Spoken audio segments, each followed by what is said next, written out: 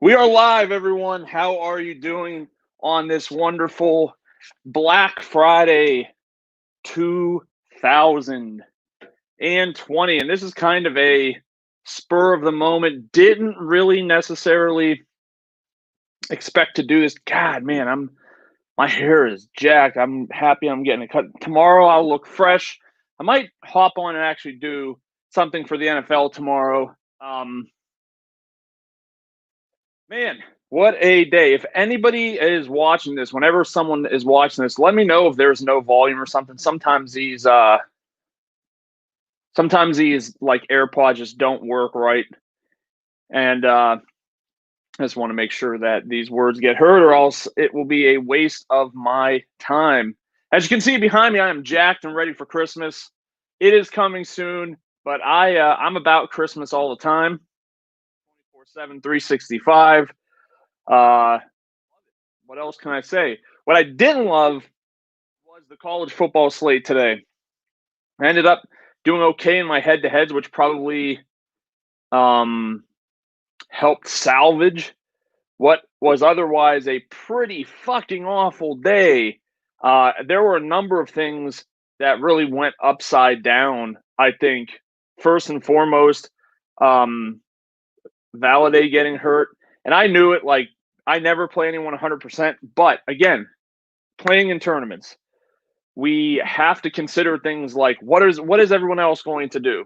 And I thought the spot was it was just too good for Valaday. And I really do think had he not gotten hurt, he would have finished with like 200 yards and 3 touchdowns.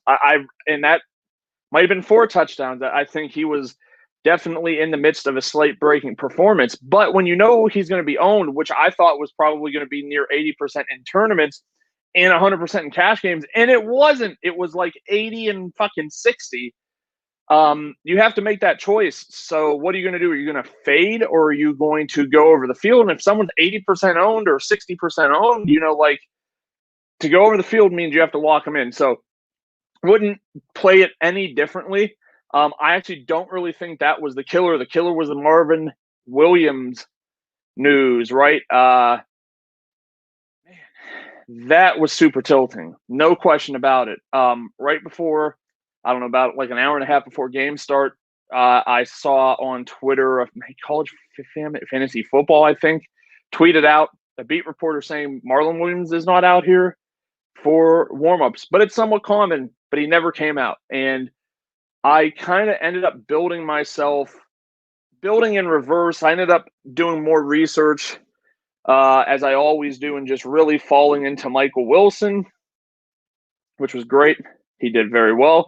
Tyler Goodson, another like disappointment. Their necessity to just fucking put Mekhi Sargent in at the goal line is sickening. Could have had a bigger game out of him. Was happy he at least hit the century mark. But yeah, the Marlon Williams and both quarterbacks, Brock Purdy and Ian Book, just not getting there. This fucking, again, necessity to do these. Why can't you touch pass? Why? Why does it have to be a handoff? Just fucking touch pass. All quarterbacks. I hope at some point someone tells these quarterbacks, like, it looks better for you too, dum dum, if you fucking pitch the ball instead of hand it off. You get a touchdown. It didn't matter. I mean, I wanted to go cheap. I liked Purdy. I liked Book at their prices. Again, don't really regret it. Thought that game was going to be a lot closer. I did tell Snoop, like, in the chat room, that UNC Notre Dame was going to get too much ownership in terms of people wanting to game stack that, and so I pivoted over to Eastern Michigan and CMU, and then there was I did the only game I didn't get to watch last week was Eastern Michigan and Toledo. So I was watching it, and like the right before the game started, I already lost my train of thought. Anyway, bad slate. Someone says eating chalk not a good idea. I mean, it really just depends. Like, saying do not eat chalk is an affront to the podcast first and foremost, because eating the chalk can be a very good thing, and there's certainly good chalk and bad chalk. I don't need to wear a face diaper if I'm in my own house. I don't have anyone visiting, and I'm 6 feet away from any human beings and dogs. Anyway, yeah, eat the chalk. Playing chalk. And it's a good point, because I do think that a lot of times you have to be able to discern between good chalk and bad chalk, and it's not something that you should. It's not something that you should be doing in retrospect, right? It's something that you need to be able to do in real time. So I'm trying to think here. Think of the running backs. Oh, like Duke Johnson in the NFL a couple weeks ago. Like, just because a running back is now the starter and he's priced cheap doesn't make him just an automatic slam dunk play. You have to look at all of the situations surrounding him. And at that time, Watson really hadn't been throwing the ball to the running backs as much. And there were just better plays that allowed you to differentiate your lineup a little bit more. So specifically with like Valladay, like that's chalk. That's good chalk. You saw what Trey Smith did behind him, even quarterback Levi Williams getting the job done on the ground. You saw what they were able to do that could have been potentially put onto him had he not gotten injured. Again, Texas, stifling against the run. They held what is probably the best running back in college football to very minimal output.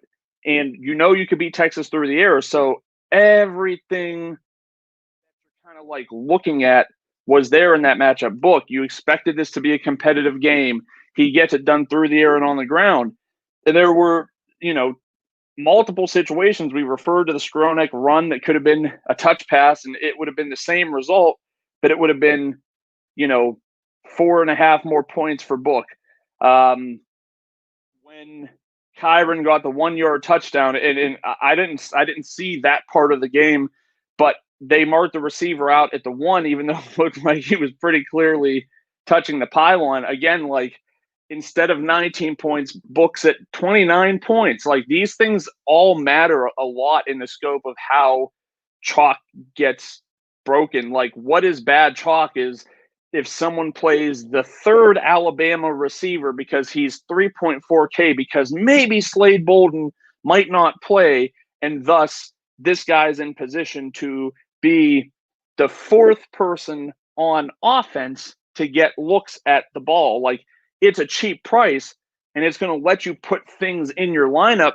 But if this guy does what Ryan O'Keefe does today, we end up in a situation where all it did was deprived you of being able to play someone else at one of those positions that could have got you more points. But I digress. Let's move on and talk about the main slate of football on Saturday. I think it should be a fun one. I've done my homework at this point. Now I'm getting ready. This is something I don't know how often I'm going to do, and I don't like doing it by myself because it's a lot of talking. Kentucky visiting Florida. It's a good spot for Kentucky if Kentucky was a reasonably good football team, but they're not. Terry Wilson at 4.9. If you want to take some shots in bringbacks and try Wilson and Josh Allen, and really, I don't hate Seam Rose. He ran really, really, really well last week. Just really didn't seem to get it done, though.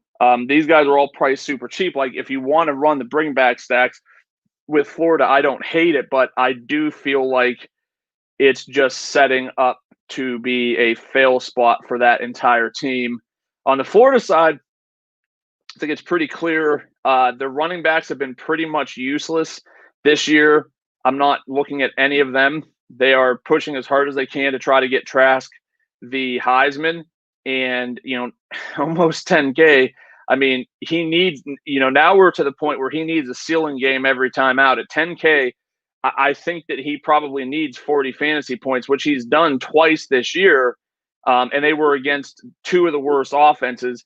Kentucky isn't quite as bad. I think there's a lot of safety with him. Like, I feel like you're probably going to get 33 to 35 fantasy points, but I just don't know at that price if it's really going to be enough. I think you can look to some of his weapons, but Darius Toney, really expensive at 7,300. Again, I think there's better plays at the position. Kyle Pitts, I would probably look towards some ownership on Kyle Pitts, even though, again, that is a pretty hefty price tag at 6,700. All in all, I think my strategy is most likely going to be a fade of this game outside of maybe some Trask pit stacks. I think you could just do a little bit better. Texas Tech against Oklahoma State. I think this is actually pretty tough. The matchup for Oklahoma State. All right, so let's start with Texas Tech. Oklahoma State defense actually has been really good this year. It's very tough to advocate for playing anyone against him. If there was anyone against him, it would be a fat 5K Serge Roderick Thompson, running back. Problem is,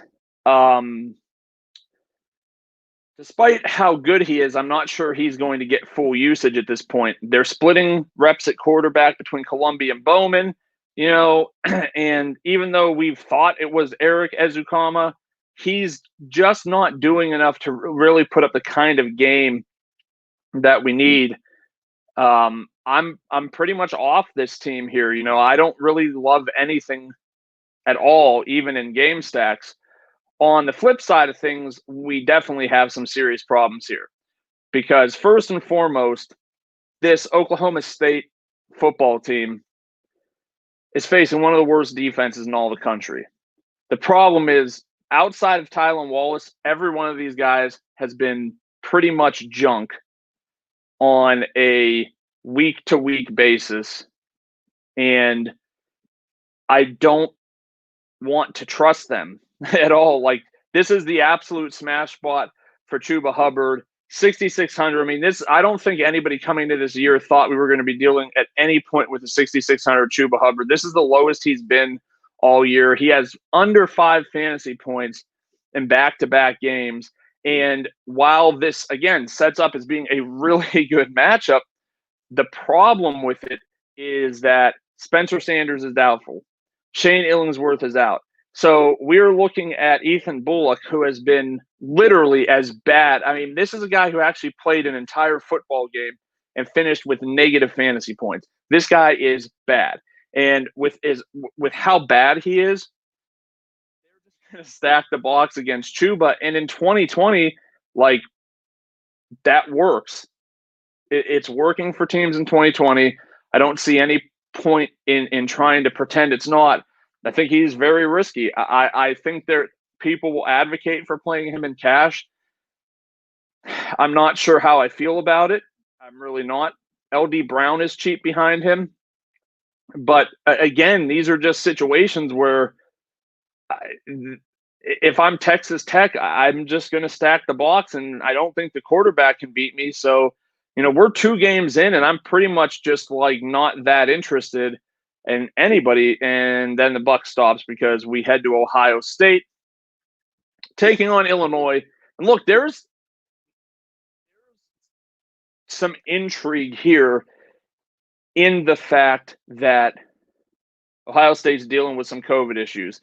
It broke that some of their players are dealing with it. Ryan Day has tested positive. He's unable to coach tomorrow. I don't really worry too much about that, right? Illinois is a very bad football team, despite what Nebraska tried to show otherwise.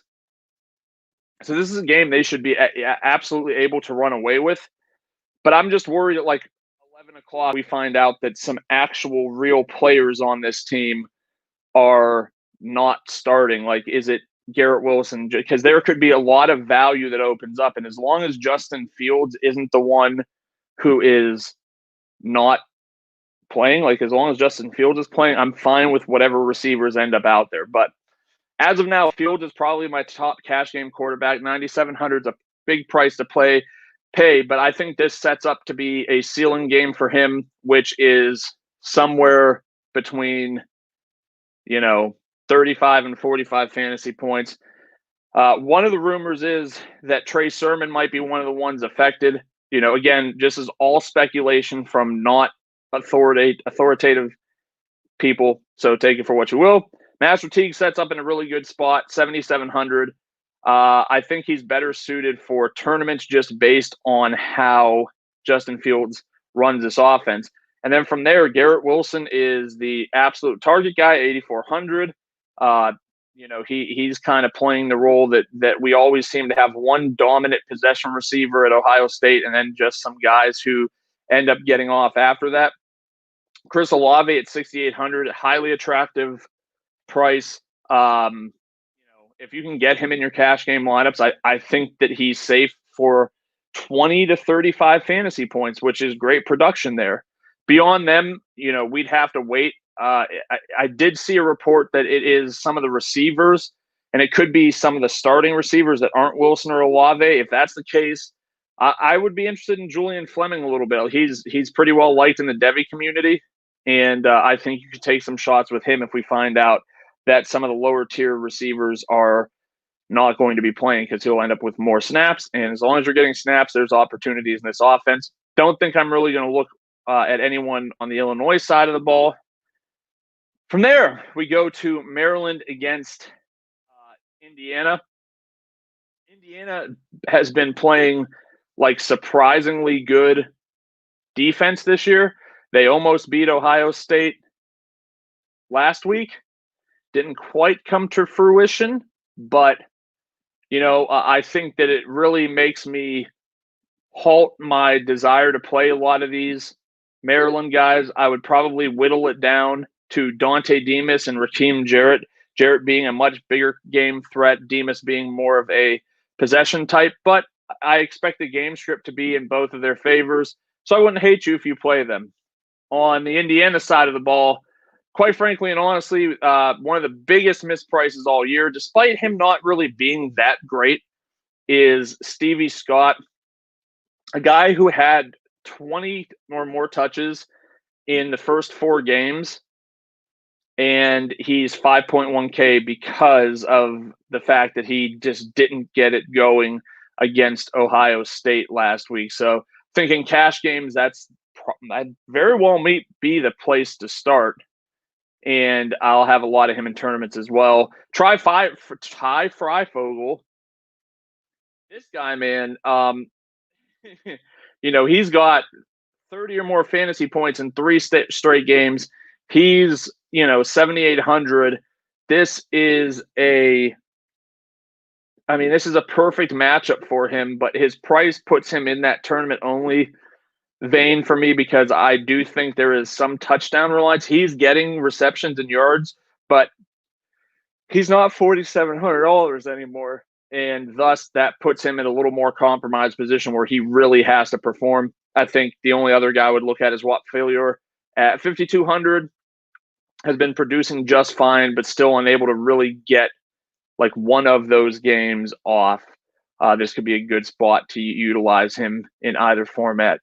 NC State against Syracuse. We know Syracuse is a bad team. We also know North Carolina State really just wants to run. So as much as I'd love in a lot of circumstances to play Emeka Emezie at 5,400, I think the game needs to be competitive for him to really have that upside shot. And I don't expect this to be competitive. So we're going to be looking at the usual suspects. There's a massive pricing difference between Zonovan Knight and Ricky Person. Knight's at 6,900, coming off his best game of the season. And Person is 4,600, coming off a typical okay game for him. While I'd like to say play Ricky Person, it's just that it does seem, excuse me, like at this point, Zonovan Knight's getting much more valuable touches. I think Person is okay in tournaments. I think Knight is probably a very fringe cash game play, but could also be used in tournaments as well. One game that I think could be super interesting, because as we've seen over the last few weeks, these teams are just absolutely terrible, and that is Michigan and Penn State. So it looks like Cade McNamara has overtaken Joe Milton. He's 6,900, despite having a really, really, really good game against Rutgers that, again, was aided by overtime. I kind of feel like that's a little too much for somewhat of a relative unknown. I think this is kind of a letdown spot for Michigan after, fighting tooth and nail to get their first win last week, which makes Sean Clifford extremely, extremely interesting at 6,600. I don't think a lot of people will go there because, they'll remember that 1-point game he had against Nebraska after looking just terrible. It's not great that there's an extremely short leash, but was able to come back against a very good Iowa defense and put up 16 fantasy points in the second half of the game last week. Michigan, definitely a team that's going to be giving it up through the air all year, it seems like. So I think there's some viability there. The running back position, I'm not playing Michigan roulette. Devin Ford seems questionable. Kevon Lee is 5,300. At first glance, that's tough.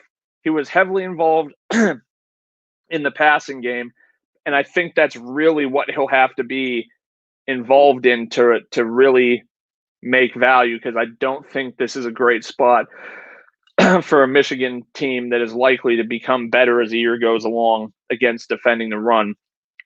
At the receiver position, you've got some interesting options on Michigan. You've got Johnson, who had a big game and has mostly been good, aside from the Wisconsin game where no one was good.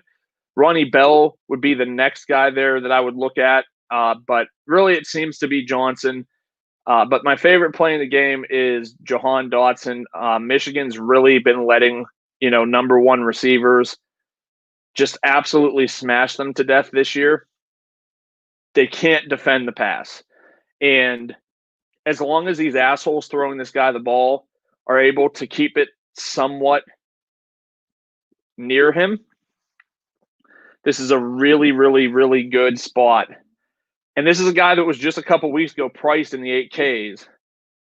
And here he is at 6,500 in a pretty good matchup where, he could put up 10 for 150 and 2 touchdowns. And I don't think he's going to carry a ton of ownership with it either. All right.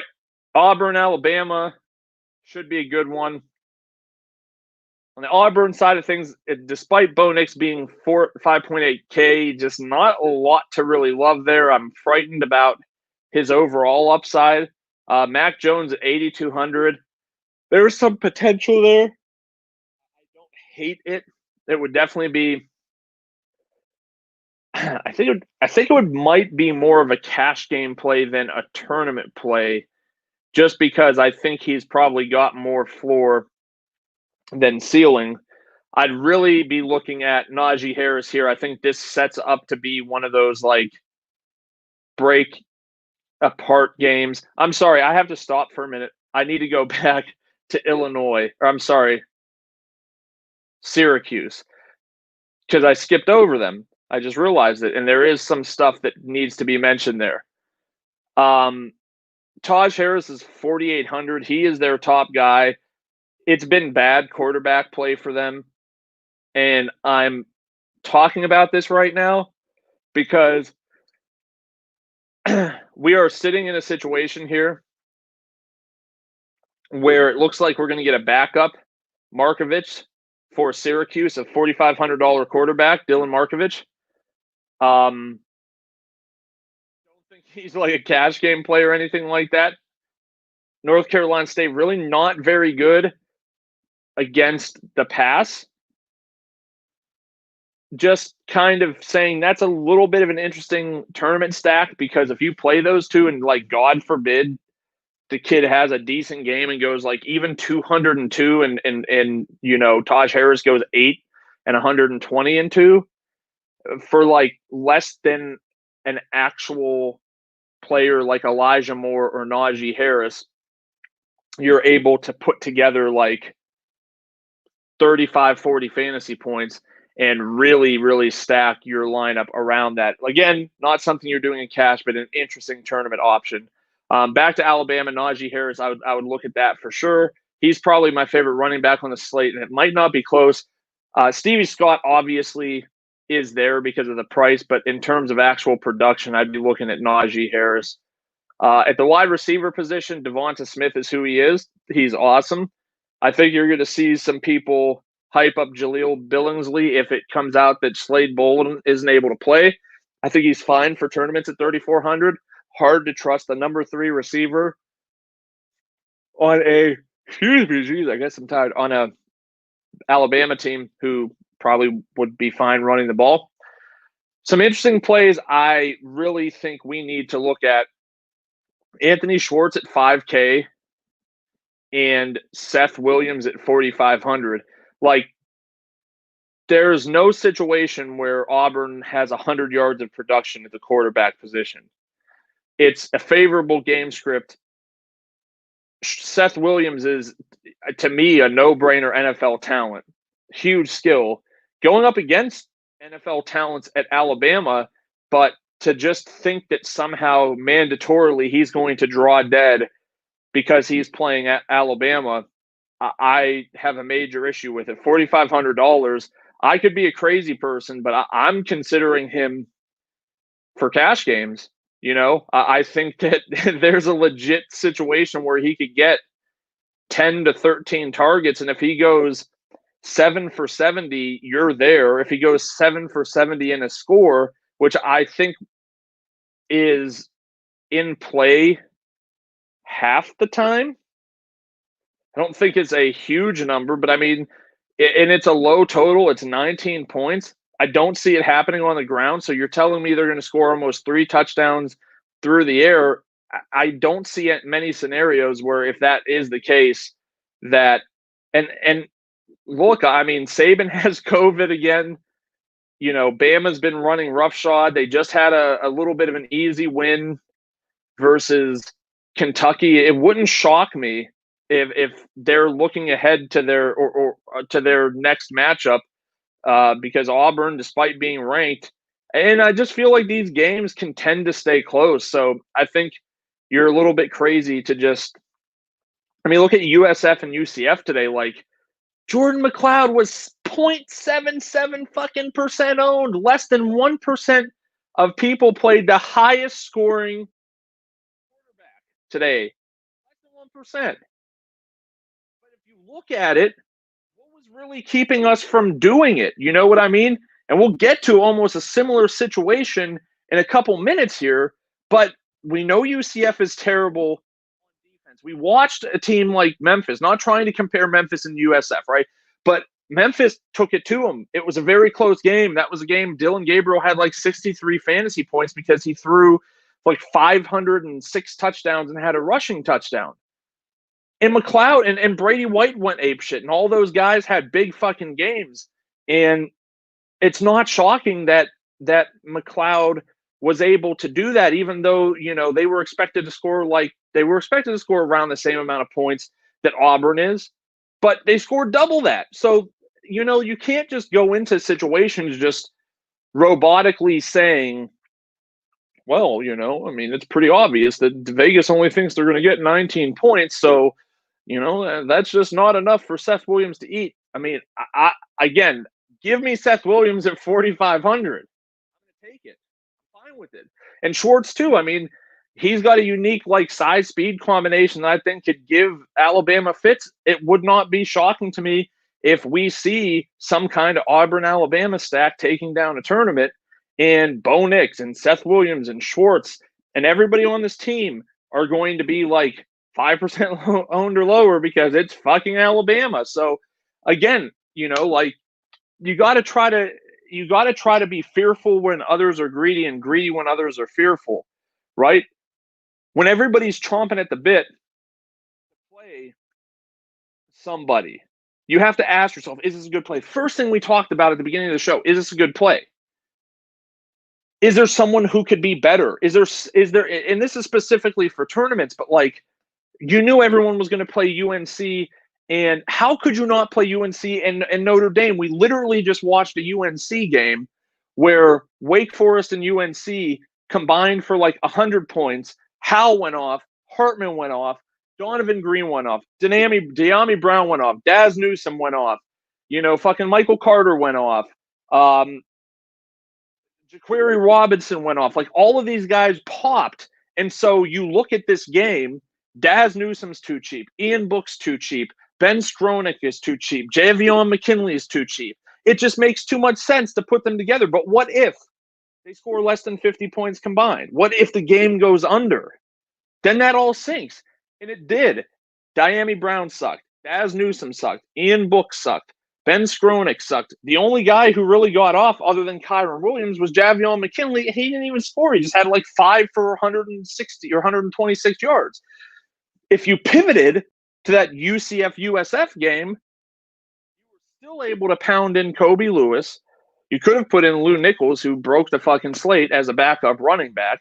But like that's what you have to stop thinking. And we have a game we're about to get to that everyone and their fucking mother is going to stack, because in reality, it's likely that these teams score at least 80 points.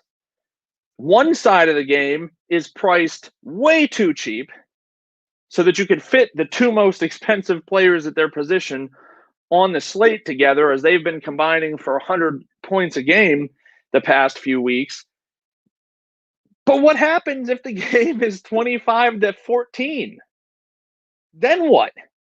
It doesn't matter how cheap those fucking guys were, because the expensive guys didn't do anything. And in a score like that, the cheap guys probably didn't do anything either. So you're just holding hands with a bunch of other assholes in a sinking ship, when you could look at a game like Alabama and Auburn and say, what happens if Alabama gets challenged? What happens if Auburn makes some defensive plays, gets an interception, gets a fumble, they score 2 touchdowns, 3 touchdowns before Alabama is able to do anything? And then all of a sudden, holy shit, Najee Harris, Devonta Smith, all of these other guys are popping off.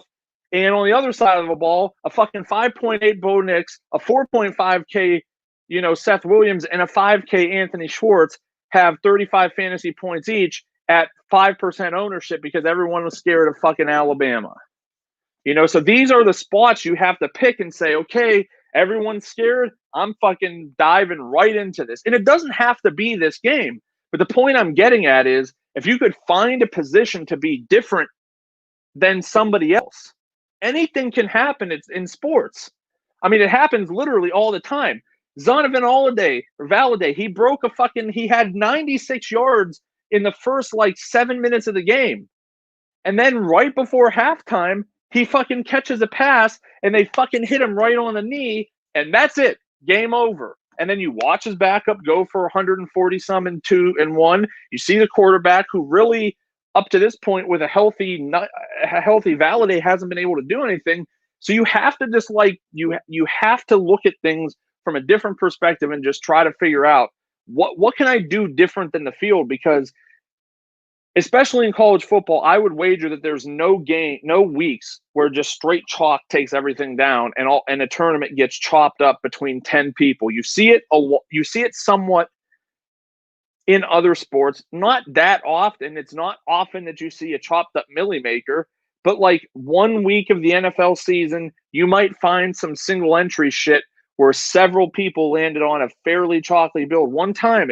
That's all it takes. 1 out of the 16, 17 regular weeks of the NFL season that, all the chalk hits. In college football, it's just a lot different because you have so many people rotating out. So that's the biggest takeaway from all of this is try to think differently.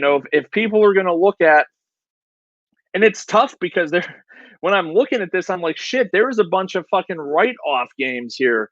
No one's stacking UK and UF. Some people might stack elements of Texas Tech and Oklahoma State. How are you stacking Ohio State and Illinois?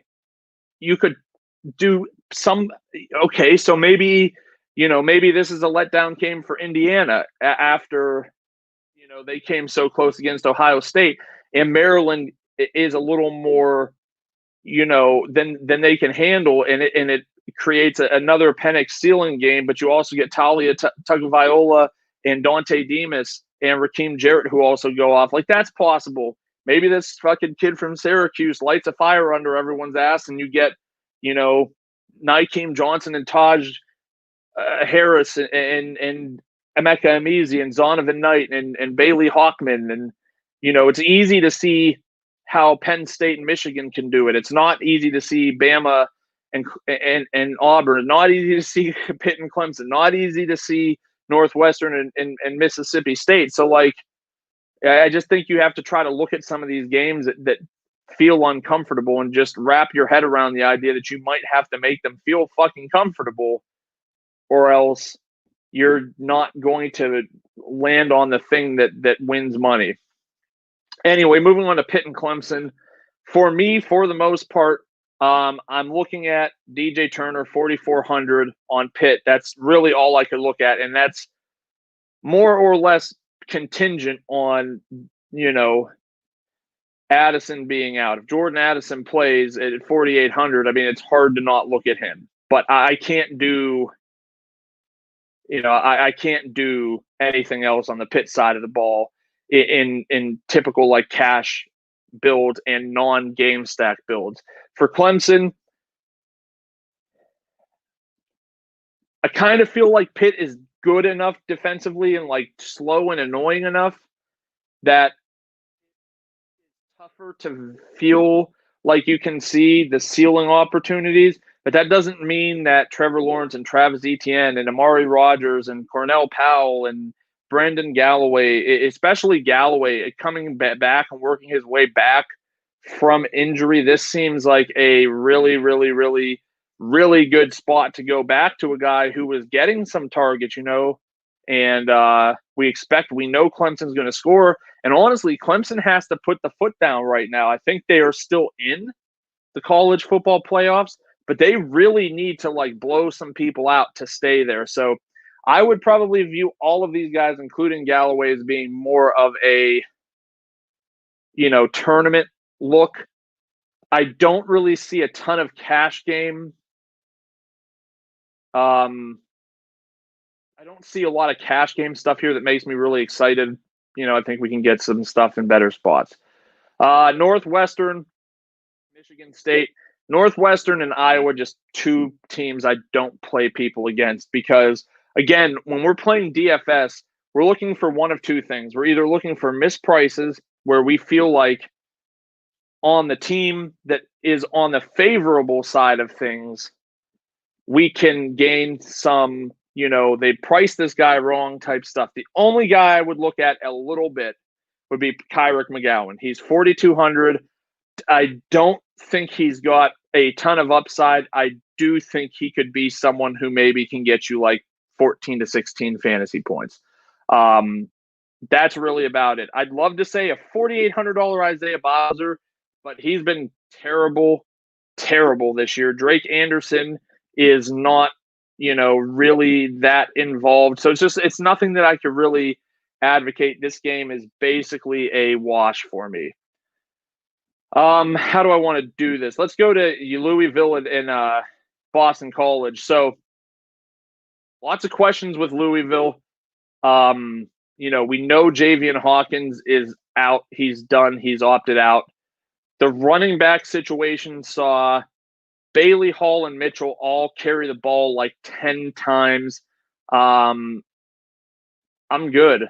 Like, it's a good matchup, but I have no desire, despite them all being priced relatively attractively, I just don't have an interest in figuring out which one is going to get there, especially since it could be multiple. And if there's multiple of them and they have a quarterback who's not afraid to run, I just don't see, without an injury taking place, how we could really how we could really hang our hats on one of these guys. So I'd be out there. Really good spot for David Bailey, but this is a team that wants to throw the football. He had 18 carries in his first game. Highest he's seen then is 15. You're literally looking for a situation where he gets like 2 1-yard rushing touchdowns and 60 yards on top of that, and maybe 2 receptions for 20 yards to put him near 20 points.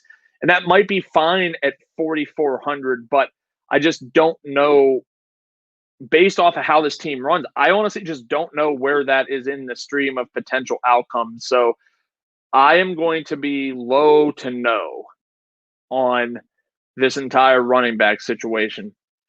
At quarterback, 8,500, Mikhail Cunningham, Malik Cunningham has the upside. This game should stay close. Boston College is like an annoying enough team, and Louisville is certainly not good enough that, and Boston College is not Syracuse. So we're literally just a week removed from watching, Virginia ragdoll Louisville. Mikhail Cunningham is interesting for tournaments. I do think this game will go somewhat overlooked in game stacks and in tournaments in general, just because you have Justin Fields, you have Trask, you have Matt Corral. There's options there that could certainly put up big scores, and it comes down to, like, how do you pair Mikhail Cunningham? We think Tutu Atwell could play a full complement of snaps. We think. We aren't sure, but we think. We're not sure. That's not good enough for me. Like, we need to, and this is a 4:00 game. This is the last, this is one of the two last games on the slate.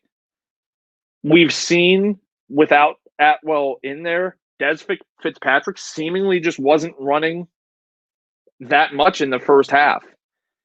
It was almost exclusively Braden Smith and Jordan Watkins. I would almost love to hear tomorrow morning that Tutu Atwell is out, because then we could consider Brandon Smith at 3,800. He would be someone I would 100% consider in my cash game builds. But as it exists right now, I'd love to say, hey, let's play Tutu Atwell at 6,100. This guy's got 35, maybe more point upside, but we just don't know. We're guessing that he's going to be back to, a contributing factor. We just don't know. And that's the tough part. Phil Jurevich, he throws the football, Where is his ceiling at? Probably near 30 fantasy points at 7K. I think you could be okay with that. I think you could be okay in tournaments with like 26 to 30 if it sets the game stack up right.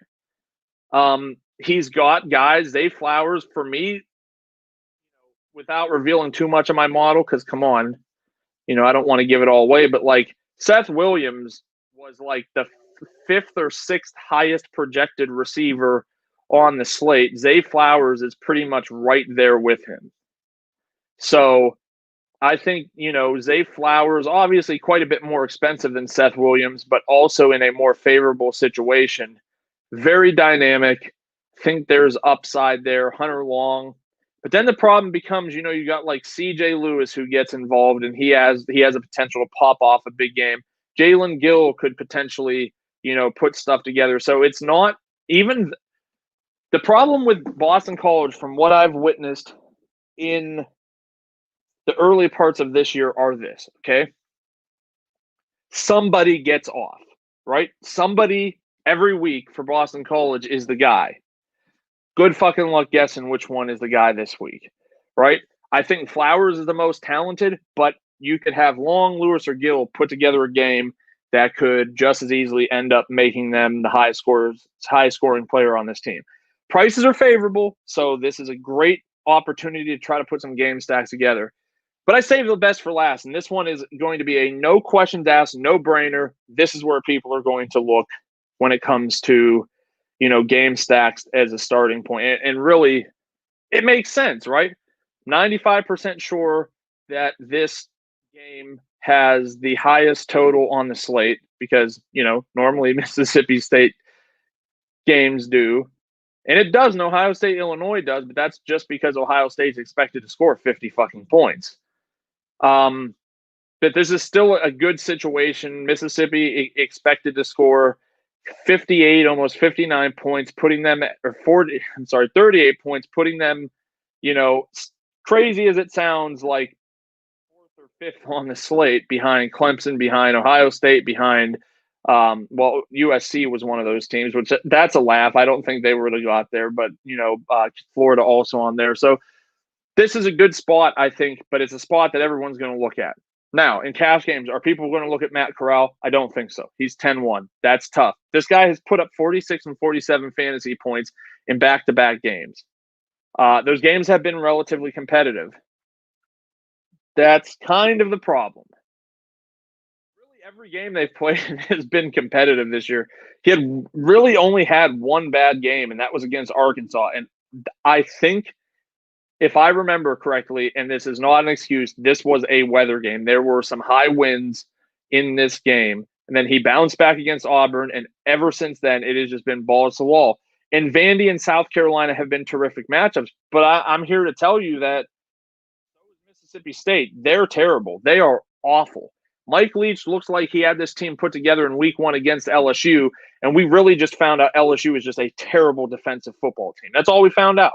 And we found out that Mississippi State is a dumpster fire. KJ Costello at this point doesn't look like he's going to play anymore this year. And he was bad, just really, really, really bad. So what's going to happen, in my opinion, is Will Rogers is going to end up being the chalk QB on the slate. He's 6K, which is probably somewhat of a priced, probably priced up because he's playing Mississippi and they've been so bad. I don't hate it. I mean, I don't think there's monster upside here. I don't think I see too many situations where this guy walks away with a 35-point fantasy game.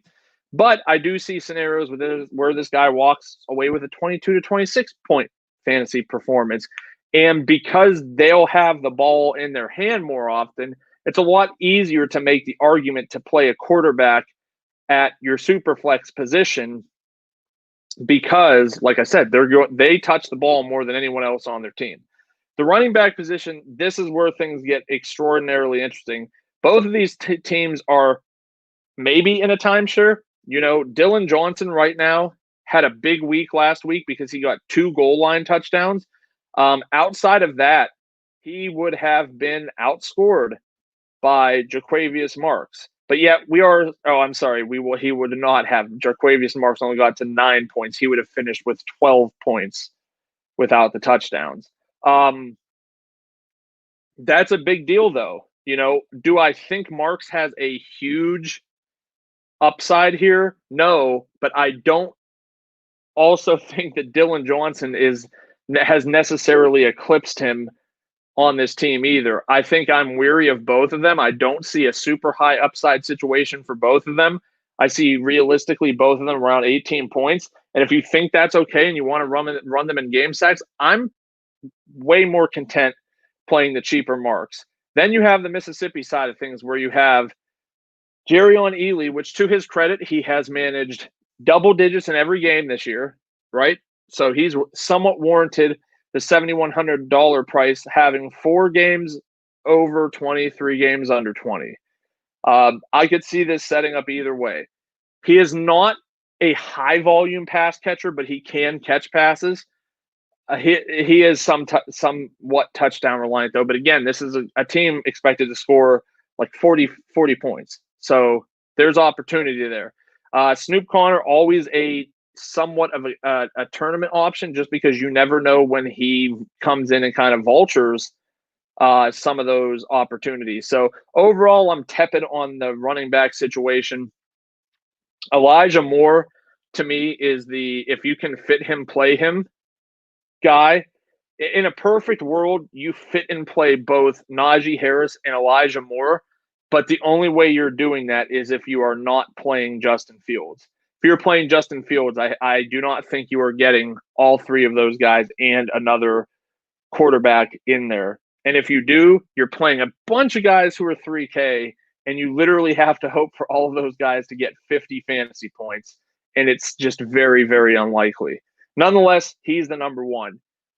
I don't think I really want to go too much on any of these. Maybe some Kenny Yeboah potential for a big game, but his price is up there, so you're not getting like the discount on it.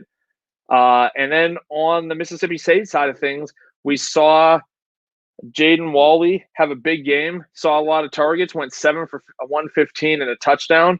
He looks like Will Rogers' guy, but in those famous Lee Corso words, not so fast, because just as easily we could see Malik Heath return from his COVID hangover. And that's really who had been the guy who has been getting the vast majority of looks from Will Rogers. And you're going to save a little bit of money with Heath, but I just don't think prior to lock you're going to know. If in game stacks it actually becomes extraordinarily easy to handle this, you put Jaden Walley in, and you could just run him and hope that, hey, he was still seeing decent enough targets that even with Heath back, he could still be the guy.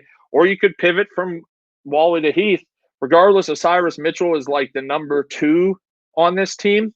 It feels pretty squarely like he's the number 2. That's kind of how I'm going to treat him. And that is more or less how I plan on handling this slate. I don't hate Braylon Sanders. At one point, it felt like Sanders and Moore were like 1A, 1B, not this year. But at some point it did, and then it just dramatically separated. And it's very clearly. But Moore had, 2 positive weeks in a row. Big week last week. We could see him, with another big week. Hope you enjoyed this. Good luck tomorrow.